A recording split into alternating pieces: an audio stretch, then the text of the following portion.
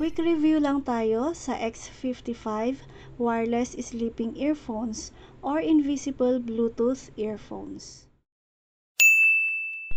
Ang battery capacity ng earphone na to ay 35 mAh, samantalang yung kanyang charging case ay 350 mAh.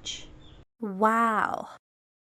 Gumagana yung earphone ng 3 to 5 hours.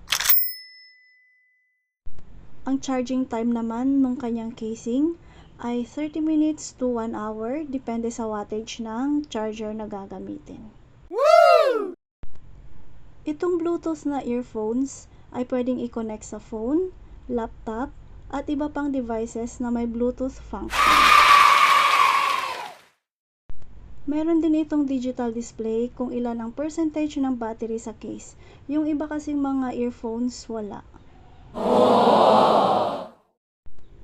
Dahil small size ito, ay fit na fit sa tenga na kahit nakahiga ka ay hindi magiging sagabal. Wow! Approve ako sa comfortability and sound quality, kaya purchase na lang din kayo ng sa inyo.